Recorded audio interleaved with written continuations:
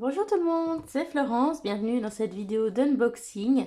Alors aujourd'hui on va découvrir ensemble le Mermaid Tarot de Lisa Robertson, illustré par Julie Dillon ou Julie Dillon si c'est une américaine, euh, ou d'ailleurs un pays anglo-saxon. C'est édité par Llewellyn, donc Llewellyn c'est un éditeur américain. J'ai déjà plusieurs jeux de chez Llewellyn, donc je sais déjà un petit peu bah voilà, comment les choses sont présentées chez eux, la qualité du carton, etc. Donc je peux déjà vous dire que le format de la boîte, eh bien c'est le format classique pour les tarots de chez Llewellyn, hein, c'est ce qu'ils font maintenant depuis pas mal de temps. Donc chez eux, j'ai le Mystical Manga Tarot, j'ai le Everyday Witch Tarot, j'ai le Llewellyn Tarot et le Revelations Tarot. Et donc maintenant celui-ci, donc vous voyez, c'est pas mon premier tarot de chez Llewellyn. Et donc ils ont tous ce type de boîte où on va avoir un clapet magnétique avec le livret, un petit ruban et le jeu de cartes.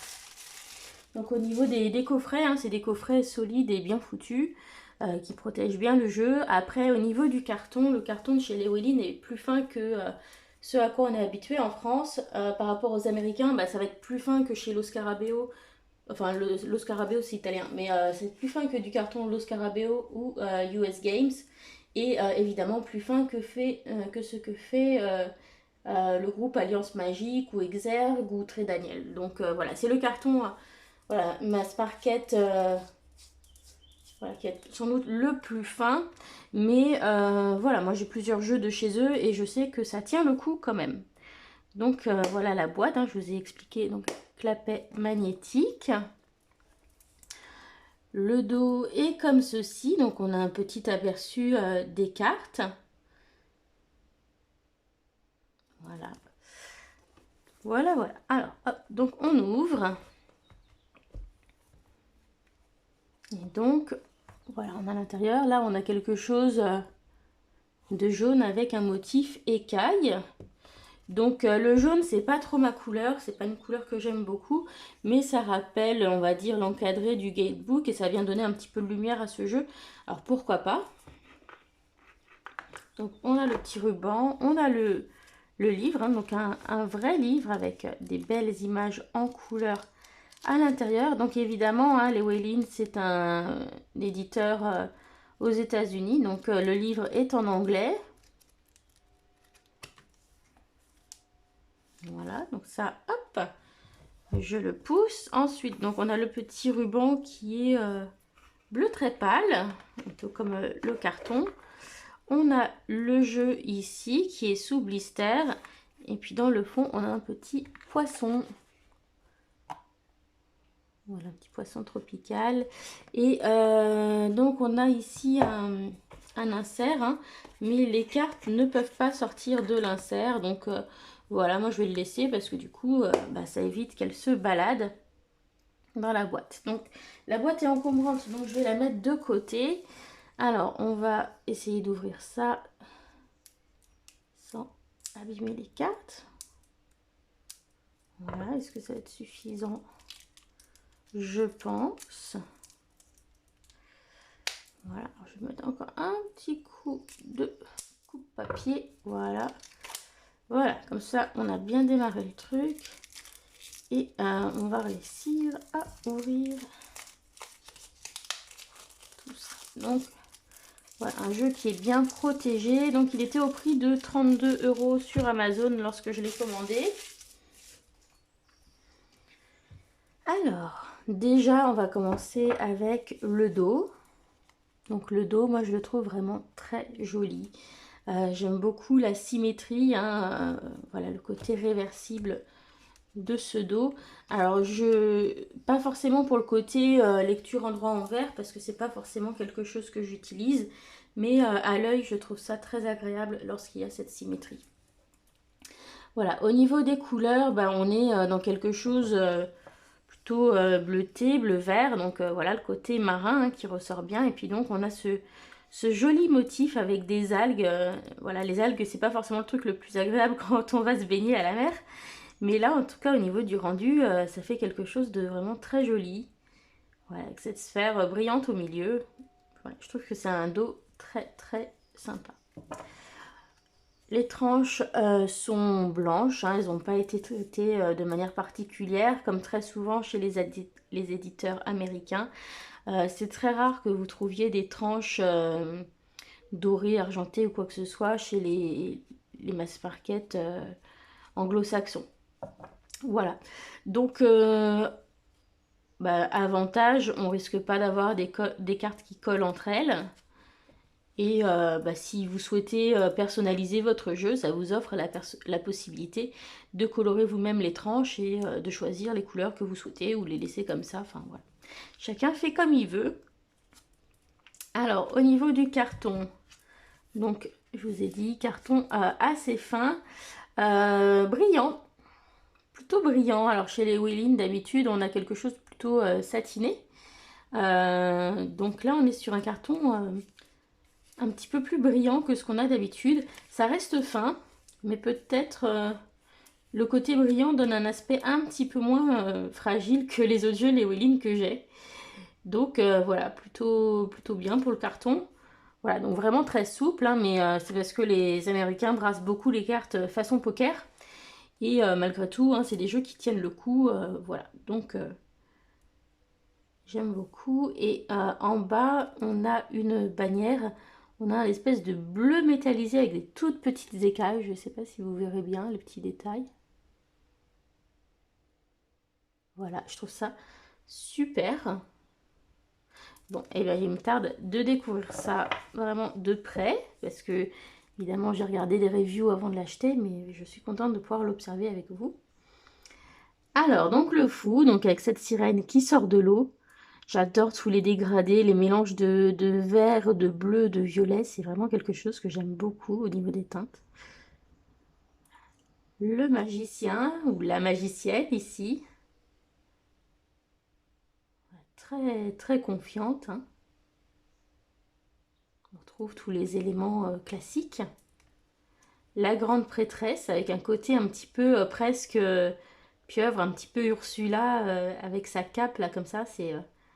Je trouve qu'elle est assez dynamique comme carte et elle est très très belle. L'impératrice. Ah, moi, elle me fait penser à Beyoncé quand elle était enceinte. Voilà.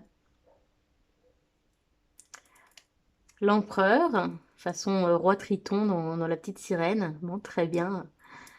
Ou façon Poséidon, je trouve que ça marche très très bien. Les personnages sont vraiment beaux, ils ont tous des visages différents. Ils ont aussi des queues différentes, hein. Voilà, donc le hiérophante, qui va être gardien ici du savoir, gardien des traditions.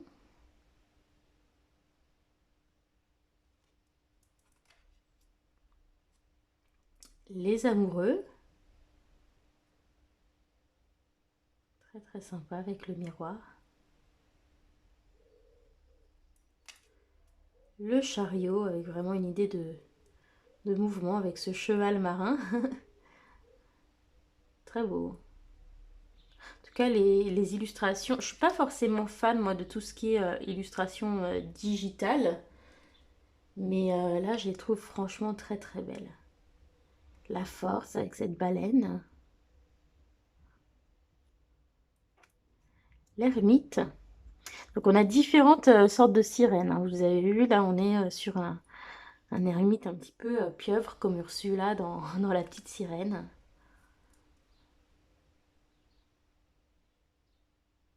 Ouais, la roue. Très très sympa. La justice.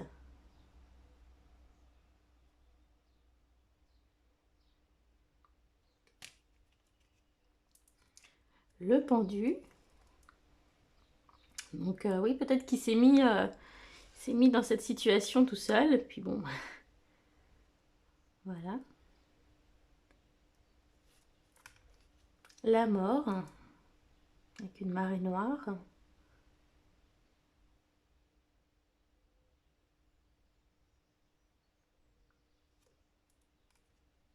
Tempérance. Alors c'est une jolie carte, mais j'avais jamais fait attention en vidéo au fait qu'il y avait autant de couleurs différentes là-dedans, entre les coquillages. Le diable.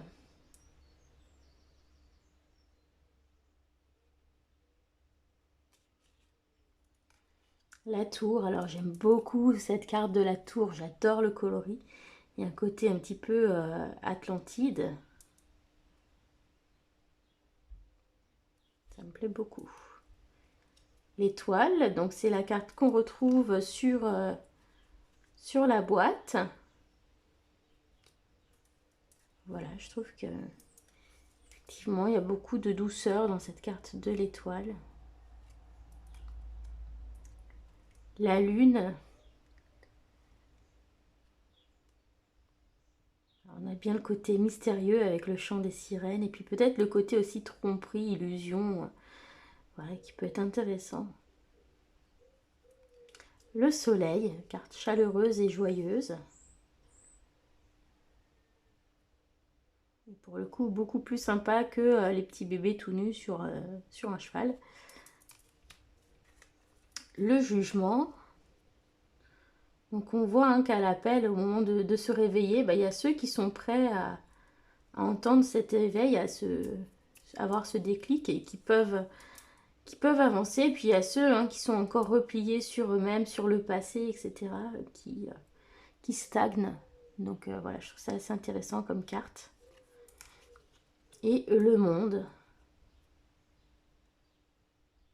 Voilà. Alors ensuite, donc on passe à la série des coupes. Donc As de coupe. Le 2 de coupe.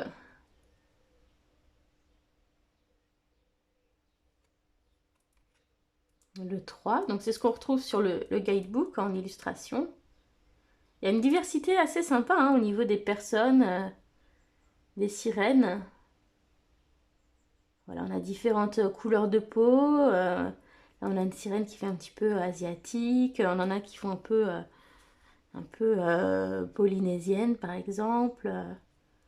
D'autres avec la peau noire. Voilà, il y a une certaine variété. Puis même au niveau des physiques, hein, on a la variété, les sirènes un peu pieuvre. On avait la sirène de l'étoile qui est un peu, voilà, qui a l'air un petit peu dodue quand même. Voilà, enfin, je trouve que c'est sympa aussi d'avoir une variété comme ça dedans.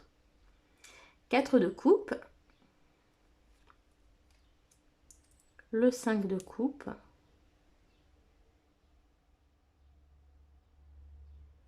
Voilà, c'est touchant, hein.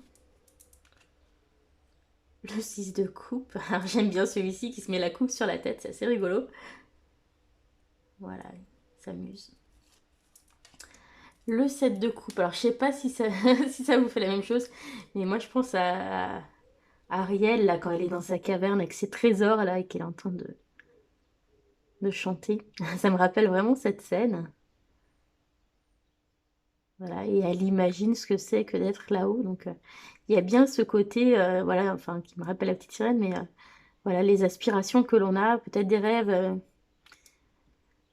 difficilement atteignables. Voilà, donc attention, possibilités qui s'offrent à nous. Puis on a bien sûr le sens classique, voilà, de nombreux choix qui s'offrent à vous.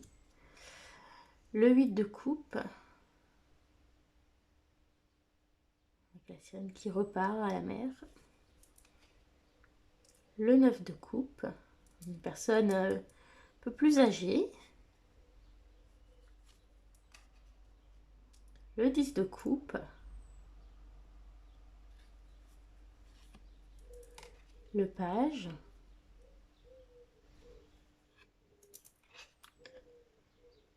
Le cavalier. Je trouve qu'il y a beaucoup de douceur dans cette carte. La reine de coupe.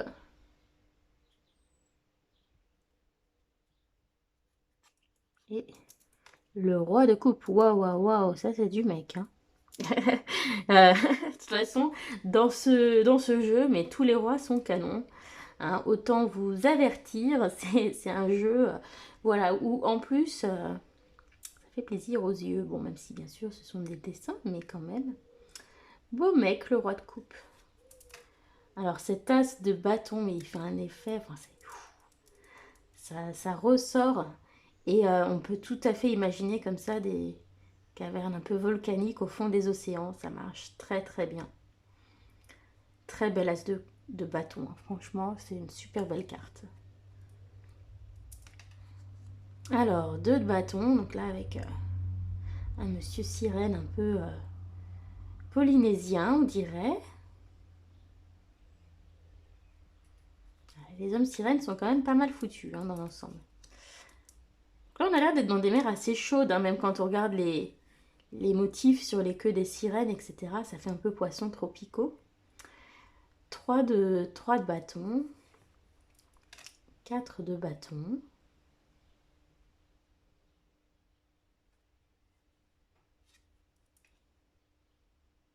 Et là, ils font un petit peu requin. Donc, 5 de bâton. Alors, il est un petit peu original celui-ci parce que c'est vrai que souvent on voit plutôt les personnages qui se battent entre eux. Là, il faut imaginer les adversaires en face.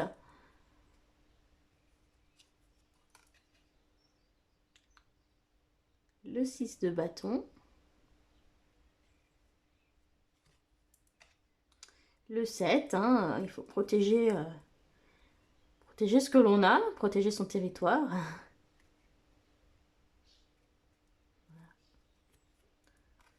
8 de bâton, hein. Ça marche très bien, c'est bien pensé, je trouve, cette illustration.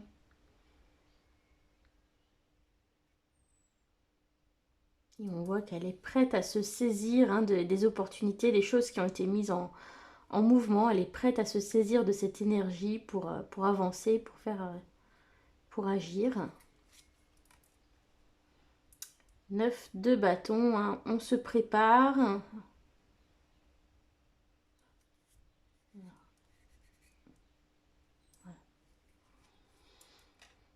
10 de bâton.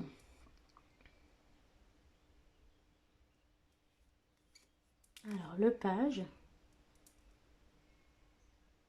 Les cartes des pages sont très mignonnes dans ce jeu. Je trouve que voilà, ça marche très bien. Le cavalier. Waouh, waouh, waouh.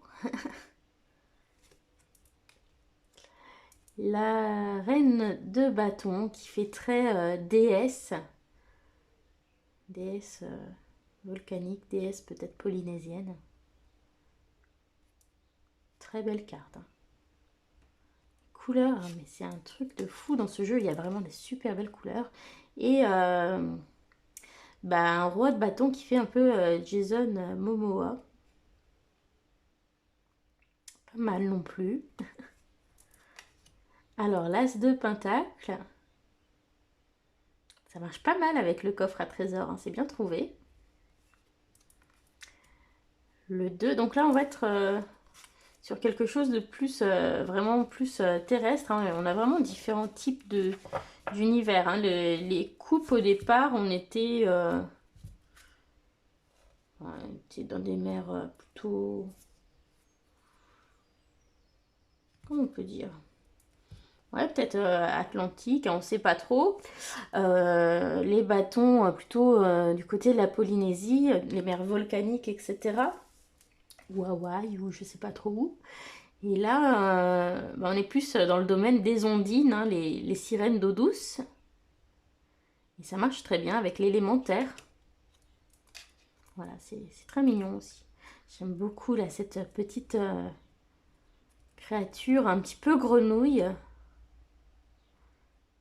Cette idée de coopération, de travail ensemble avec les fées, les sirènes, voilà, les esprits de l'eau.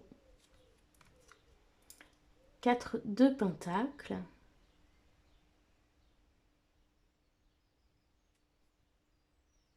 Même au niveau de leur couleur, hein, elles sont plus voilà, dans des tons terre.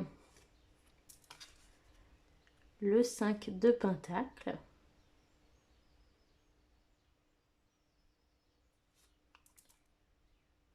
le 6,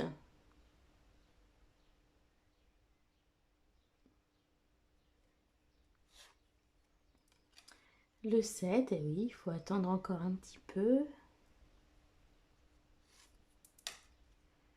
8 de pentacle. Ah oui, tout le monde travaille ici, hein. Tout le monde apporte sa contribution. 9 de pentacle. Elle est presque un petit peu sombre, elle est presque un peu inquiétante, je trouve, cette carte, mais elle est très belle en même temps.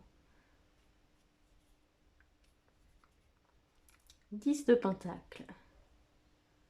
Voilà, toutes les générations différentes. Très très bien. Alors, le page de pentacle, bon, ça c'est peut-être celui que j'aime le moins. Ouais, c'est peut-être un peu too much avec les petites fées et l'arc-en-ciel. Voilà. Alors, le cavalier de pentacle.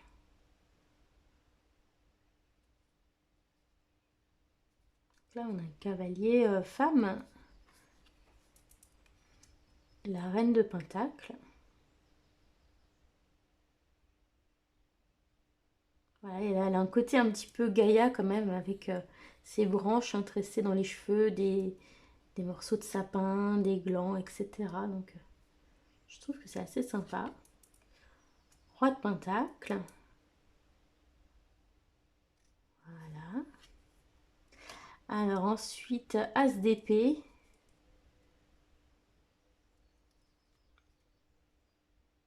Cette épée au fond de l'eau. 2 d'épée, donc conflit.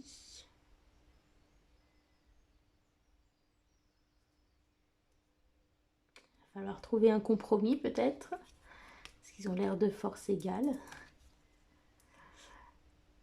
3 d'épée. Alors celle-ci, hein, elle fait assez mal au cœur à voir comme image, je trouve. Ah, on est pas mal dans la glace, hein, donc plutôt les mers, ou les fjords, voilà, la banquise, etc. Il y a un côté presque Blanche-Neige avec ce bloc de glace qui rappelle le cercueil de verre.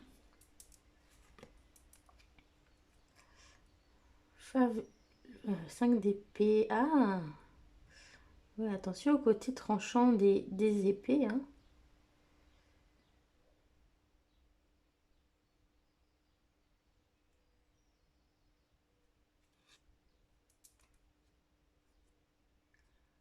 Le 6 d'épée.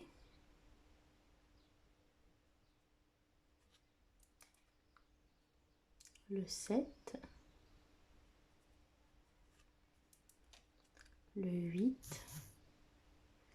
Là, ça va vraiment être difficile de se sortir de là quand même, hein. Le 9. Ah, lui, il fait bien peur, hein. Je ne sais pas si vous voyez le visage, l'expression. C'est un petit... Voilà. Assez effrayant, là, hein. Voilà. Le 10.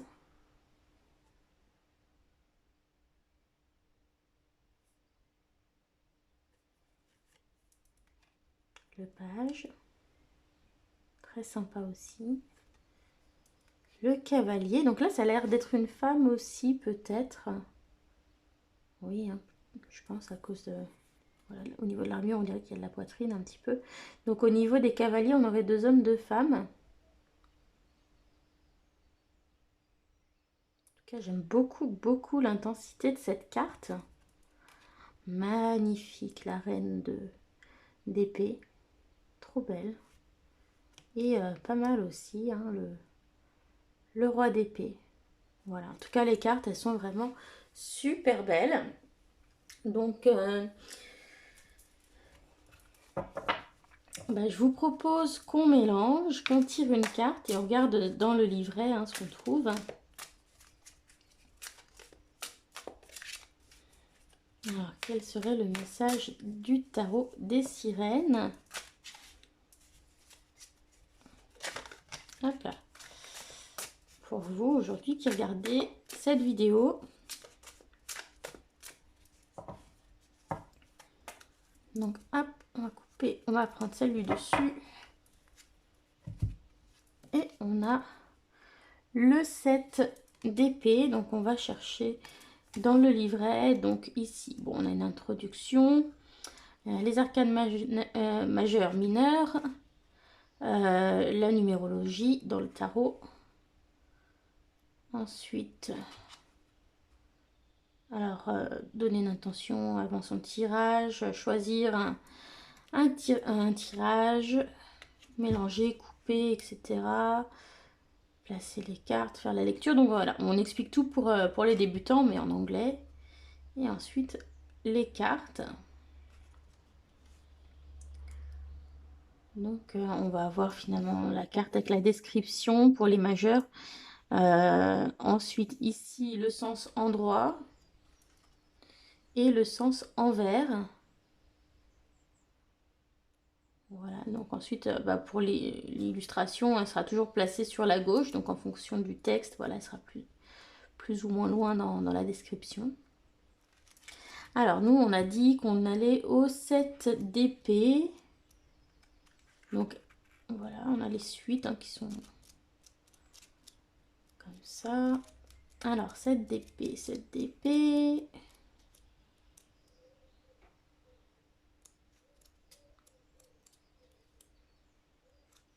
Ta-ta-ta, 7 d'épée. Vous voyez, c'est assez sympa. On a l'illustration qui est vraiment en grand à côté par rapport à la carte.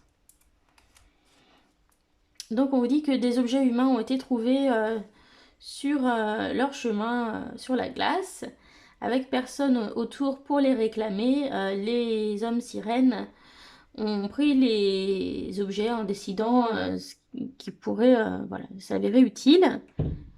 Donc